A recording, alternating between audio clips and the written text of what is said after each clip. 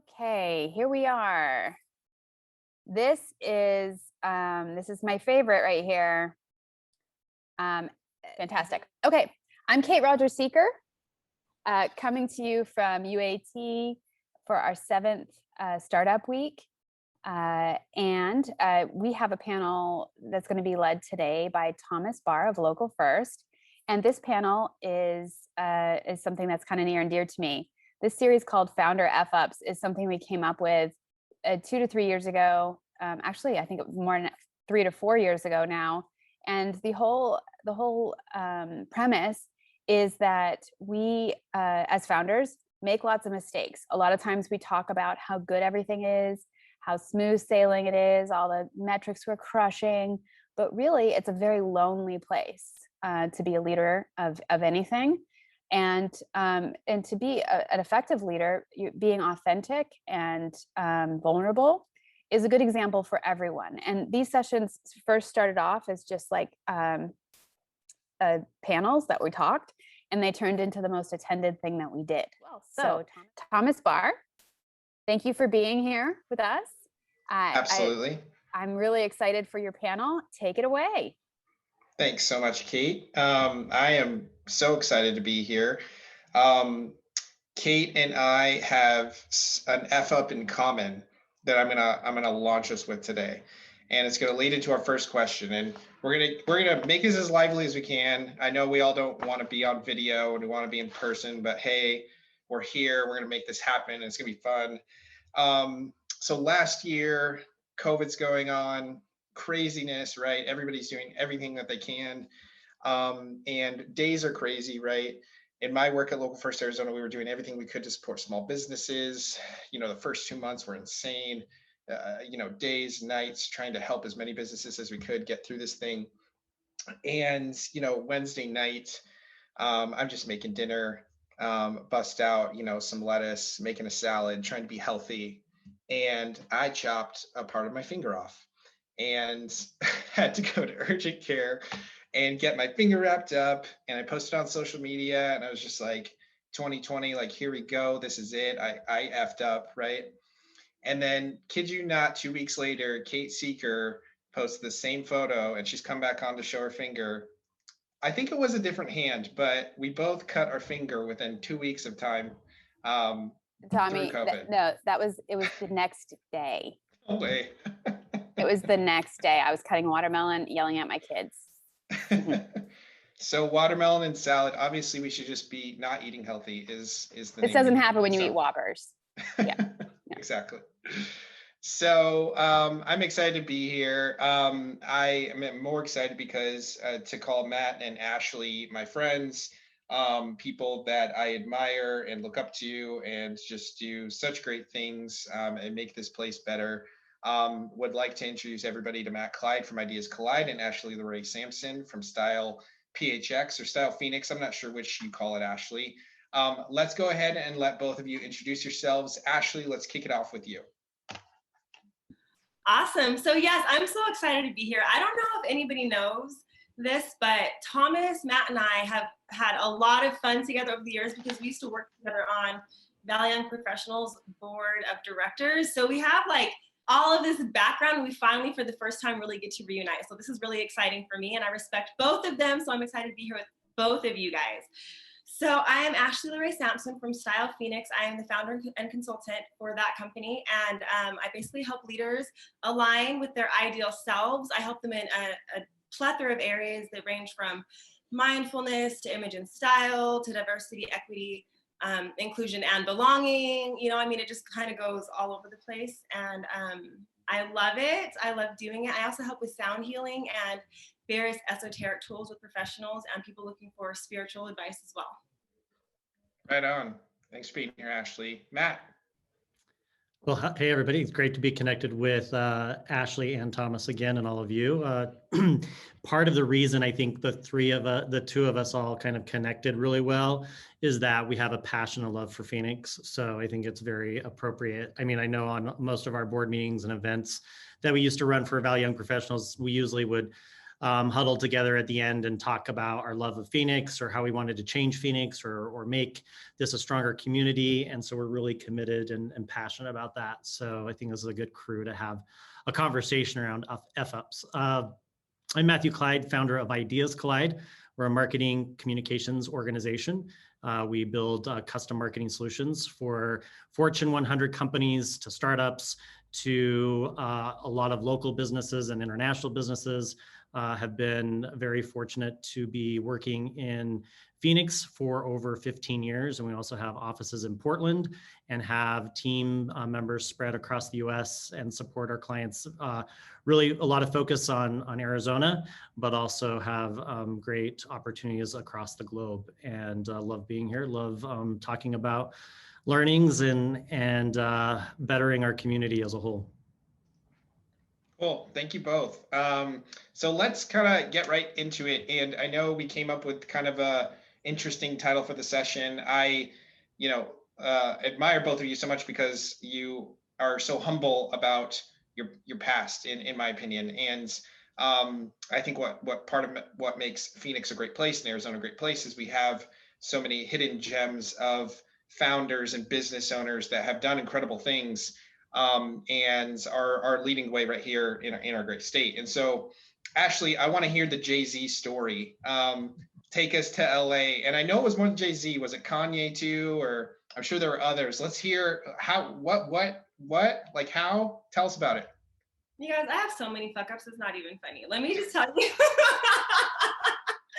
I started working basically for myself when I was 22 years old, and my first client was Jay-Z. So you can just imagine like all of the things I went through, just getting out of college and that being my first client. My second client was Kanye West. And then, I just have all of these experiences as such a young person all these years ago that I could go on hours worth of F-ups, okay?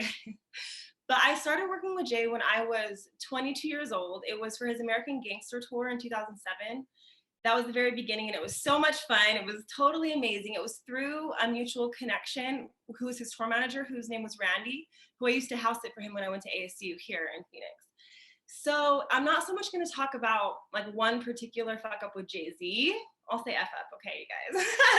With just Jay-Z, I mean, there's so many, you guys. You already let it slip. You should just do it every time now. I know. I didn't let it slip. I mean, I just realized that maybe that I wasn't supposed to say it. I'm not going to speak about just one particular like fuck up with just Jay-Z. I'm just going to speak about a couple things that I realized that led up to a really big fuck up with my business. Okay, and everything came into place. So it's kind of a twofold thing, you guys. Now, I had a great experience working with so many people in the entertainment industry. I mean, I worked with Jay-Z, Kanye West, Keisha Cole, The Dream, a lot of athletes, you know what I'm saying? Business people, female athletes too, not even just male athletes. So I learned a lot in a young age. And my family and my parents, my support system really prepared me for a lot of adversity as a Black woman in the States. But nothing and no one could prepare me for like the crushing matrix of misogyny and patriarchy and capitalism in US society, and how that would like infiltrate through all the systems into little old me as I'm just trying to be a consultant, And so I found that first first as a professional in the entertainment industry. And I had a lot of experiences. What they say about the music industry, I was mostly in hip hop and R&B. They say those things are true. Everything terrible that they say is true, but there's also really good things too that they say that are also true. So, there's both sides of it, but I realized that wasn't the industry I wanted to be in at the time. It was just not a compatible environment for my energy and for me to feel safe. It was very dangerous in the entertainment industry in general for me. I was by myself, it was like back then as a wardrobe stylist, that wasn't really a job yet that a lot of people knew about. So I didn't have like a backing, So then I wanted to go work with other people. I started working with athletes. I found the same type of situation, same entertainment industry type of thing, right? So then I was like, okay, I'm going to prove myself as a businesswoman. I'm going to start a business, and that's what I'm going to do, because they don't take me seriously. They think I'm just some little fashion girl. They don't realize like I'm very smart, you know what I mean? And I'm a good business person. I'm very prepared. So I go into business thinking everything is cool. And I swear to you, I did really well for like the first year. And then all of these things in the system that I told you, like the misogyny, which is really bad, you guys, it was really bad then, it's still bad now, you know, the patriarchy with my feminine energy, all these things were not, you know, they weren't always appreciated.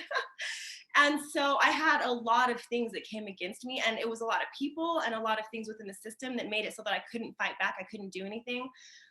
So you guys, what I did, I worked really hard, I fought really hard, and then I was like, I think I got to give up. Like most businesses, they do fail within the first like few years. It's been 2 years. I don't know what I'm going to do. Obviously, the system's not meant for me.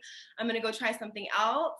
And I did, you guys. I gave up on StylePHX after 2 years. That is the biggest fuck up. First of all, let me tell you that, okay? Out of all of these other things, I gave up on myself because of all of these terrible systems. So then it was so bad. I go all the way to the bottom. I knew I was going to. I was like, if I give up on my dream, you know, because, you know, it's too hard over here. These people, we're not making it together, right? If I give up on my dream, I know I have to go back down to the bottom and start all over again. But what I was going to do was prove that I could do it so that this misogyny and patriarchy doesn't last forever. And it's been 11 years since then. Let me tell you, for 3 years, I totally gave up on my dream. And do you know what happened, you guys? I even lost my .com.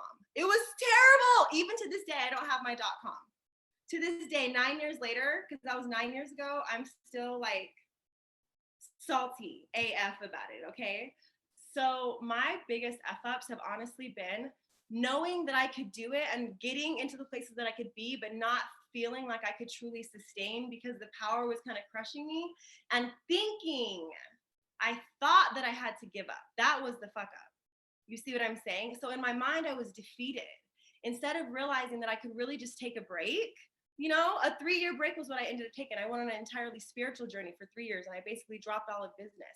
And if I would have realized that business is so long-term, you know, what we realize, or what we don't realize, is that we think we have to be so successful in the first 5 years or the first 2 years, and it doesn't work like that. What it really works like is that you may have to set it to the side. You may have to, you know, go part-time. You may have to, you know, go work with somebody else and learn new things and try different systems and see how things are working, but you don't have to actually give up. And so when I picked it back up in 2015, when I realized I still could, it was one of the most powerful things, but I had to start at the bottom again. People didn't realize all I'd already been through and how successful I was. And so I had to be very humble again, you know, and start all over. Like, okay, I'm starting all over, and people don't always know what you've been through and how successful you've been. But I feel like giving up on myself, thinking that I had to quit versus just take a break, was like the biggest F up I could ever do. I lost my .com.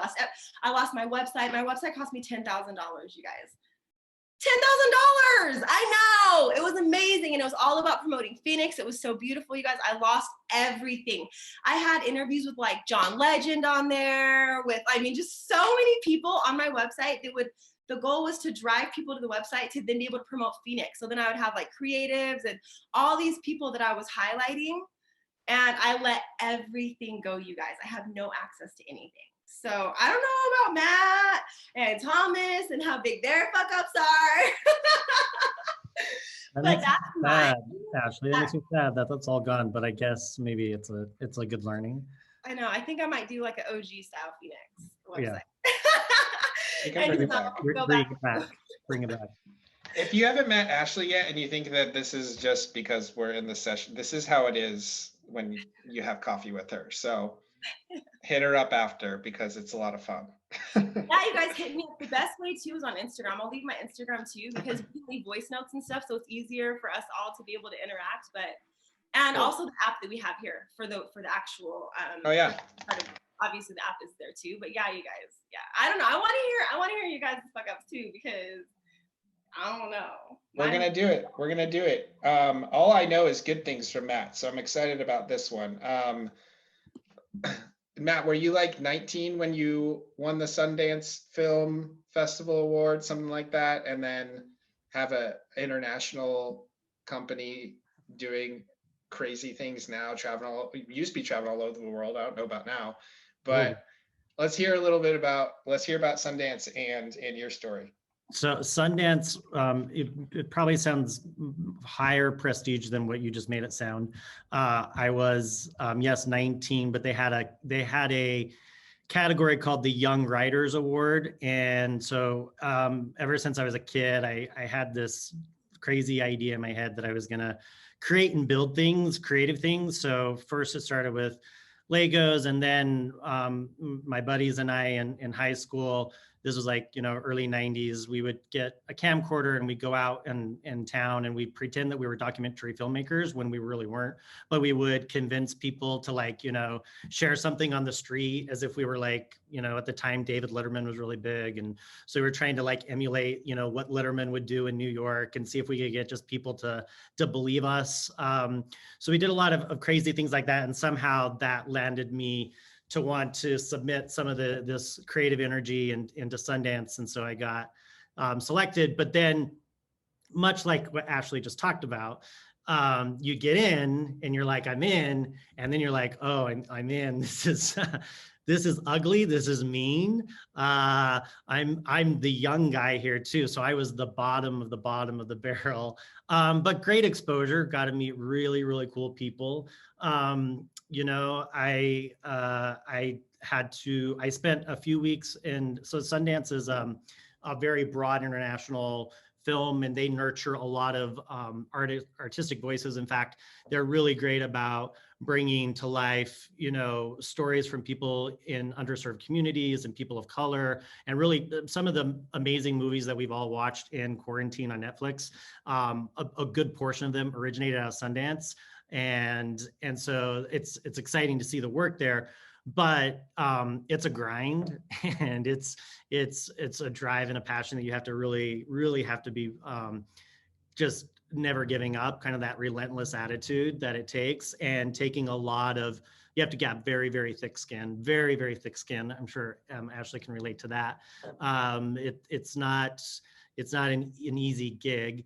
But what I did a lot is through this opportunity, I was part of a lab. So I got to go to this lab for the summer and spent the summer. But a lot of it was, hey, you over there, young kid, go get me coffee. Go run down the mountain and find this, or go get copies here. And so there was a lot of humility in that, and a lot of patience. And I will tell you, I can't name some of the celebrities, but some of them I didn't know their clout. I was a little, sometimes you're naive going in, and I didn't know some of them who they were in terms of producers at certain levels and directors at certain levels. And I kind of blew off, not in a bad way, but I didn't really understand who they were and what they were asking me over, like who I thought was my boss and how I was supposed to be learning this whole system, and definitely had a few fuck ups there of upsetting the wrong people at the wrong place in the wrong time, and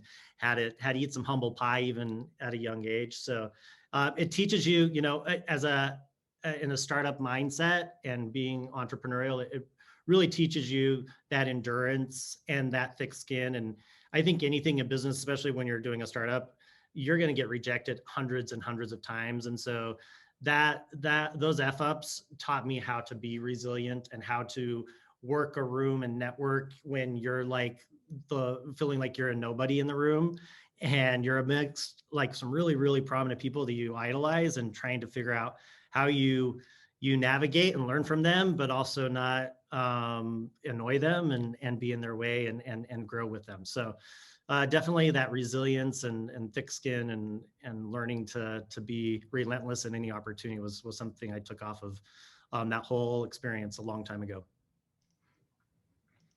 Cool. Gosh, man, I could go down so many avenues. So in, running businesses and being entrepreneurs, there's, I feel like that humility that Matt's talking about, the experience you talked about, Ashley, there's a certain point in time where you just kind of realize, like, the majority of what you do is just kind of fail. And it's the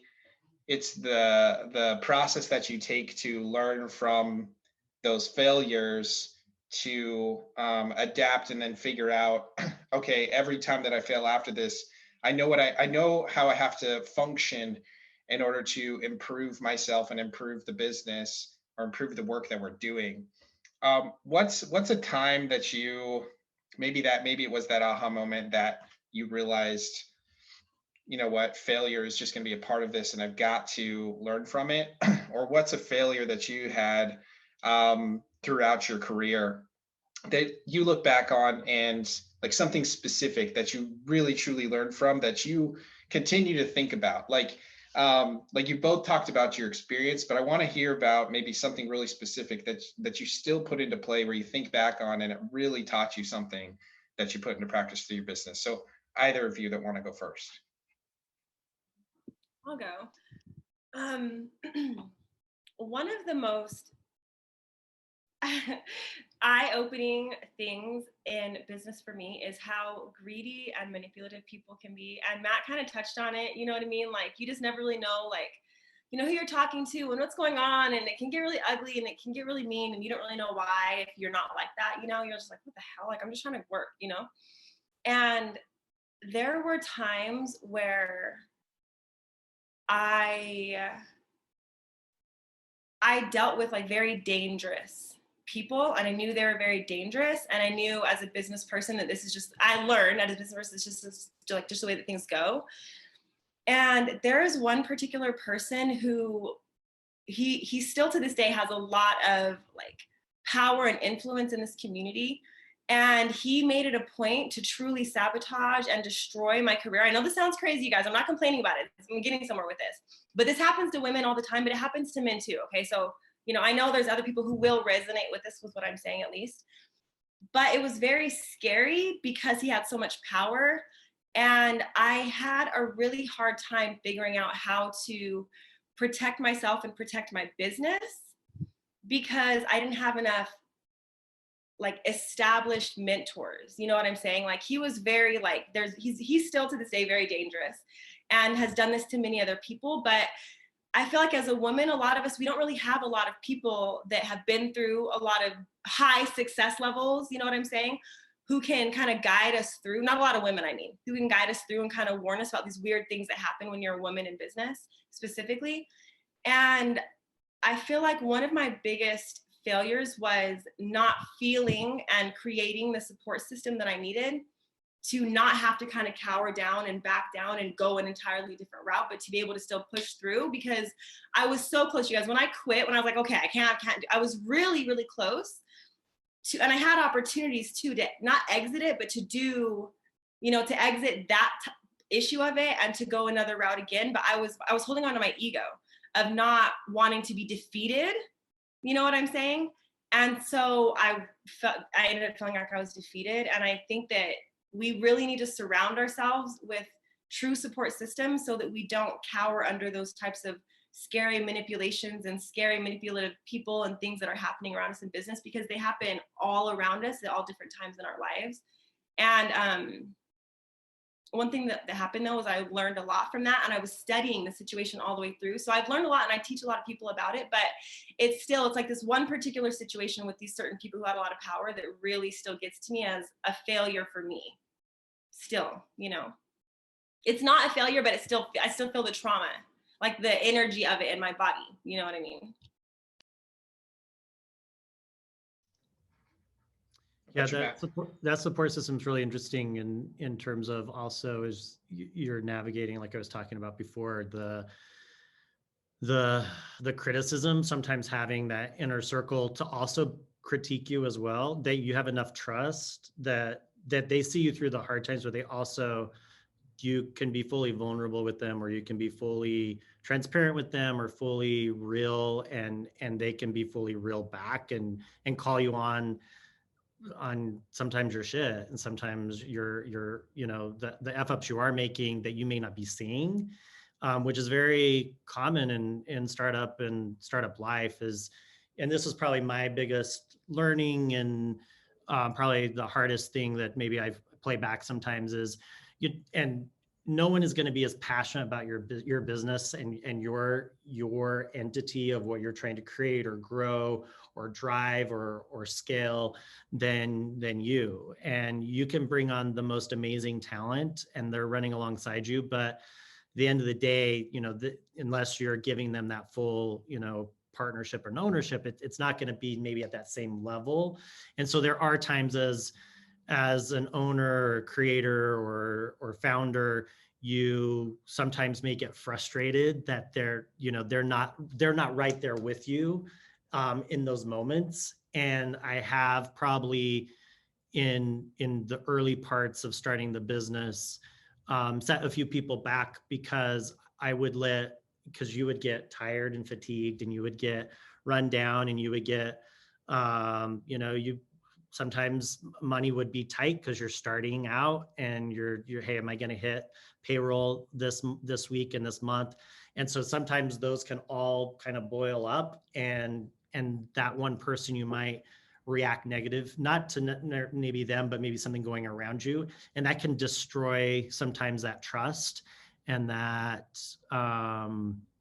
that they're running alongside you, but they're not they're never going to have that same that full drive and dedication. And I had to reprogram sometimes that, and not let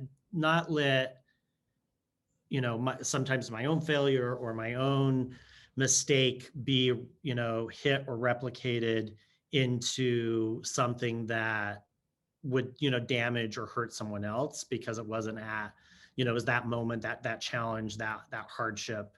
And so I replay some of those moments early on. I've been far more mindful, and try to really be connected to what I'm driving for and how I have to get us there, and how I have to really, my philosophy is I work for this team. This is my dream, trying to make it a reality for them along the journey. And so I'm here to work and support them and partner with them as much as possible to get there. But that's a challenge and a failure at times that I've replayed early in the years, that I have really thought about a lot, and how I better communicate, manage, express frustration. Because I think it's also important to, I think it's naive to think that there won't be conflict and there won't be bad days. And I mean, there's no rose-colored glasses in the startup world. You got to be realistic. And so how do you balance that, being authentic and real, but also human, the whole empathy card, all of that's really important. And I've really dialed into that a lot more, especially over the last year, from some of those earlier mistakes and failures. Good stuff, guys. This is being recorded if you want to watch it later, by the way. I'm going to. If I think back, 8, 9, 10 years ago, when I started getting super active and doing community work in the things I do in Arizona and throughout the community, if I look back and was to say something to myself, I'd probably, say something like, focus less on yourself, focus more on the people around you. Because that's when I really discovered how to do great things, right? And help build great things is with other people. If you were to go back, let's say 10 years, however long, before you maybe went into the system or had your big splash, and started meeting all these people and doing these things and growing your businesses, and you were able to tell yourself something, what would that thing be? So 10 years ago, I started StylePHX 11 years ago, and then I was working already high level before that. So I'm going to go a little bit further back, if you don't mind, to maybe like around the time that I was starting to work with the artists in the music industry, 2007-ish, after college and into the industry, especially at such a high level. One of the things, or some of the things I'd really wish that I could tell myself back then, is to believe in myself. Yes, I mentioned that already. To believe myself more than anything, because a lot of times we gaslight ourselves and others gaslight us. And so we know the right answer, we know how to get there, we know how to, we know all these things, but we question ourselves and then we kind of talk ourselves out of it. So that initial me, believe in myself, believe myself, but also to remember my strength, because I think that as a woman, especially back then, it's still like that for a lot of us now, but I'm at a different level now, in my own, in my own career. I was good then, but more community support and stuff now. One of the things that was so important to me was, or would have been really helpful to me, was to understand that like I'm going to get through it. As long as I hold my vision, I don't really have to waver so much and worry so much. I just have to follow my intuition. I'm going to get through it. And at the hardest times in my life, that is what I would tell myself. You guys, since then, when I gave up on my whole life purpose, when I gave up on, out of these careers that I was placed in, because I was supposed to be working with these people and, doing these things, when I did that, I basically it felt like I lost like a lot of my intuition. I lost a lot of my connection to myself. It was like I was in the dark somehow for some reason. And in my darkest moments, I lived in my car, all kinds of stuff would happen. In LA too. I lived here for a big chunk, but I lived in LA also for when I was on my spiritual journey, it was when I was in LA. All my career has been here though. In my darkest moments, I would hear, from myself or from the universe or, all of us maybe, that like, I know how to get there and I'm going to be okay. I just can't stop. Like, just don't give up. And I wish I also would have heard that more from other people and from myself. You know what I mean? Like, just keep going. You can take a break, but just keep going. Don't just give up. Don't stop. Because I would have had a lot less worry. I was going to get where I was going to get as long as I kept going. But if I would have realized that, the worry wouldn't have been there. You know what I'm saying? I would have had more fun. I wouldn't have been working so hard on the inside all the time. You know what I mean? I don't know if anybody knows what I mean, but I know what I mean. I totally get it. That was a very similar experience. Didn't live in my car, didn't go on a spiritual journey, but you've inspired me in many other ways, Ashley. But the fun part, like if I go back 10 years ago, I'd be like, it will work out, like the journey is the journey, and don't try and over control it. Like give it your passion, give it your all, give it your very best, but also don't beat yourself up on every day, because there's the times too I look back on are that I really love were the fun time, were the great times. Even though I learned from the hard things, it's the fun things. I want to go back and relive those moments, and I want to find more of those moments. And so I think bringing the element of being a startup, being an entrepreneur is there's a reason you're drawn to that. It's not for everyone. And clearly our audience here today is definitely connected and are all living that. And so it's that passion, to dig into the passion even more and embrace it and have fun with the unknowns, have fun with there's going to be days of complete disruption and unknowns. And in the end, the journey will get you there. And you'll end up, if you're giving it that very best and you're very mindful and conscious about doing good and being good to yourself and to the people that are around you, the journey will take you where it needs to be, and you'll be in the right place. It may not be the full big picture of everything and the huge success, but the journey will get you there. Love it. We are rejoined by Kate. Yeah, I had a question actually.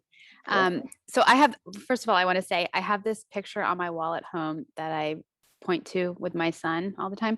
And it says, the joy is in the journey, right? Because I believe life happens for you. Every part of life happens for you. Okay, that's all I have to say. It's the mom and me speaking out. I loved that we talked a lot about mental fortitude and resiliency. I wondered if in design and fashion, which is, where you guys are in your industries that you're in, specifically in design and fashion or creativity, we'll just maybe even make it broader. Can you talk about common mistakes that you see colleagues or yourself falling into, because I'm sure there's a lot of people in the same industry that, would love the foresight.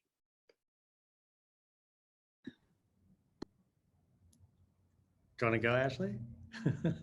I think part of it is, I think what's really important it's an iterative process. It's a collaborative process. And even Ashley talked about this a little bit, is the ego. Sometimes there's a time to really dial and be like, this is the vision. This is the right approach. This is what I want it to be. but you're going to have a lot of, whether it's a client or a customer or someone you're trying to sell to, that you're going to have to listen and make them part of that as well. And there's an art to that as well, of listening and still getting your vision and passion through, but also respecting if, you know, they are the client, or respecting if they are a backer or supporter, really allowing that to flow through the process as well, and not being so rigid to maybe the feedback or the suggestion, or because it can lead to great new opportunities. Something we say a lot here in our organization is that we don't have a creative department, because we believe everybody's creative and everybody comes to the table with a creative spark and energy and opportunities. So we really try and embrace that. And that's something through the years I've really tried to hold on to as well, because sometimes I thought, like, I have the best idea, I have the best design, and this is gonna nail it. It's gonna just be the one that everybody loves. But we've gone in and it's been rejected. And it was like, what were you thinking? And someone that was just getting started came in with even a better idea, a better approach, and wowed the client, the opportunity. And that's where you're like, okay, that's awesome. That's great, because they had the right, you know, listening, the right creative thread that got to the outcome that was desired. And so I think taking that iterative, collaborative, absence of ego, but with a passion to it as well, that we all have that creative spark is really important in this type of work. A follow-up question to that point, I loved it. What would you say, through your experience, is more correct? Or maybe you can just talk a little bit about your learnings and evolution, you know, because you talked about having your own design aesthetic or your own design, you know, preferences, your ego, right, and your experiences, and then what the client wants, right? And sometimes those are at odds. And so how have you navigated that struggle, and what is right? How do you know, because you can have a really happy client but feel like crap because you don't feel represented in the outcome of the project. Yeah, it's definitely, and we've definitely had those moments. I think, you know, in my case, I always try and take my vision as an option, and I try and connect it to, I always come back to, what are we trying to accomplish? What is the intent of the work? And align it back to those principles or the value or the business case, you know, if it's really a business decision, and present that. And at least if I get a chance to be heard, I'm good. You know, I feel like, and they, at the end of the day, that's their choice. And it's also my choice in how I respond. I can feel either like shit because they didn't take my idea, or I can be like, hey, I put forward my best. I gave them my best ideas. I'm proud of that. They went in a different direction. That's their choice. I'm so proud of the work that I was able to develop in getting us there. I think as long as it doesn't become something that's unethical or something that's not aligned with like a value, or you know, is something that may go in the wrong path, that's where I would say a hard no. But I think that's how I've approached it in those situations is, hey, this is what you asked for. This is exactly what I built. I do want to maybe present an alternative for you to consider. And I at least feel like that gives me the opportunity to get my idea out there. And there's been times where I've done that and they're like, hey, this isn't right now. But then, you know, a month later, 2 months later, they've come back like, that other idea you had, we now want to explore it here. So it also doesn't hurt to put in that extra effort to still always present your vision, because that's part of why they're coming to you. They're looking for that as well. So I think that's how I've kind of navigated it. And it's a hard situation, but that's how I've learned and navigated it in that resilience over the years. Thanks, Matt. Ashley?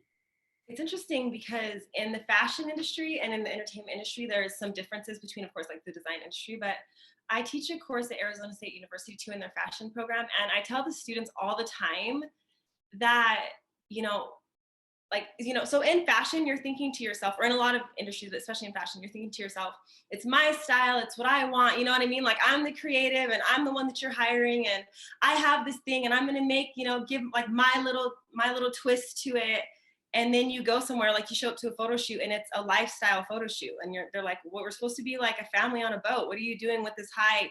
You know? And so I always have to tell the students that you really need to understand that you have a client when you're working with certain things, especially like if it's not super niche, obviously you have a client and you have to be able to fit into what the client needs without your ego getting in the way of like sabotaging what the client is looking for because it's not within your brand or within your style.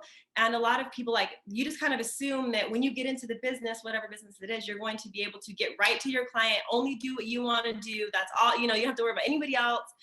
But you really have to work with a lot of different people and a lot of different projects in a lot of different areas to even get a good idea of what you like, what you're good at, who do you have in your team who can, you know, help you with these things. And I think that understanding our role so that our egos aren't consistently like, you know, jumping up against each other can be really helpful. But a lot of us have really heavy egos that it's like, no, I want my style to be completely infused into you, or else who else is going to know that I'm doing it? You know what I mean? And it's like that in design too. You know, there's a lot of similarities with fashion and fashion design and graphic design and web design in terms of the ways, architecture, all of it, in terms of the ways that our minds think. We're all creatives. It's just how we express it and how we choose to like live it out professionally is different. And we see that amongst all of the creative industries. Like, you know, we don't always have to infuse everything about us into everything that we do with the client. Sometimes it's just doing really good work. I have a story to share too that relates to you, Ashley, and you probably don't know that I even know this, but Ashley and I have partnered before on projects. And I wasn't in the room, but members of my team came back and shared this experience. And I think it's very relevant and it's a great learning. Ashley was dealing with a client that we were co-partnering with.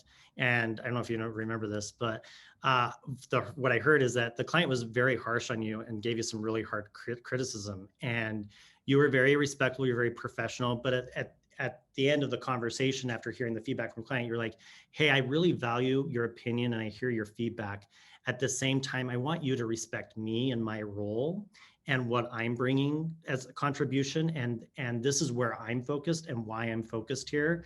And I mean, it immediately came back to me like within an hour of like, hey, we were so impressed with how Ashley took the feedback, and it wasn't really your criticism to take, but owned it in a very professional, but in a way too that made sure that you were being respected back and that you weren't just being put down or putting in a diminished situation.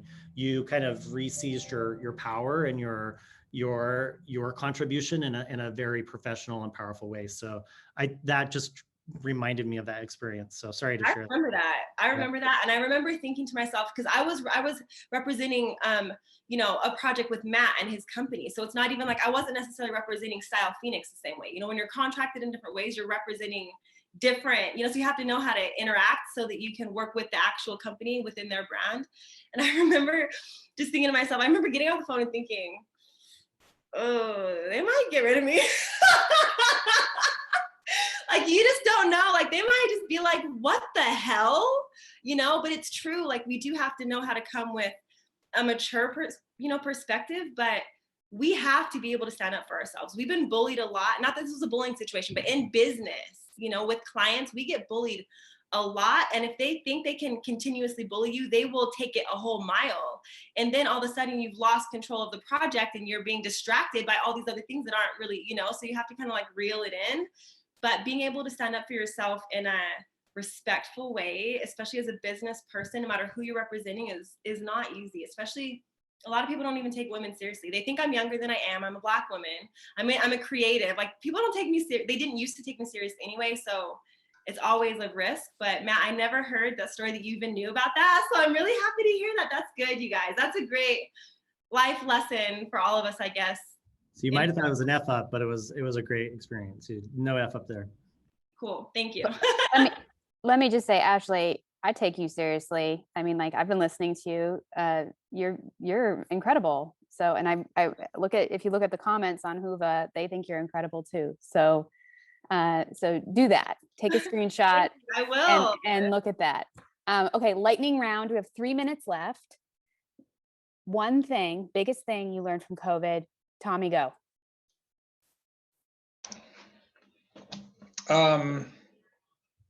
super personal, but I think if you're here today and alive, you should be grateful for that. Amen. Ashley? This is a really hard one. Okay, but I know we're in a lightning round. For me, the greatest thing I've learned in COVID is honestly that we need to go back within. You know, we need to go within and align, because we all really have our own special purpose. And this time that we can kind of like spend more with ourselves as much as possible, I think has been really helpful for raising the whole vibration of, you know, different things that are happening within the universe, within this country. And I feel like the more we can do that and continue going within instead of resisting against it, the more powerful we're going to be, especially those of us that want to create a better community, like Matt and Thomas were talking about, you know, and create just a better world. Like, you know, I feel like we're going to be able to heal the world individually as we continue to take these learning lessons, everything that we're going within and learning, you know, on the inside moving forward. That's beautiful. Matt? Mine would be kind, be kinder, be more empathetic, and to be connected to those that you deeply care about. Amen. Okay, Matt, Thomas, Ashley, thank you so much for sharing your time and your experiences and being vulnerable, being good leaders. We're all better for your experiences and for your time today. I'll see you guys all on social. Be well. Thank you again. Thanks so much. Take Thanks, care. everybody. Bye, See you. everyone. Bye.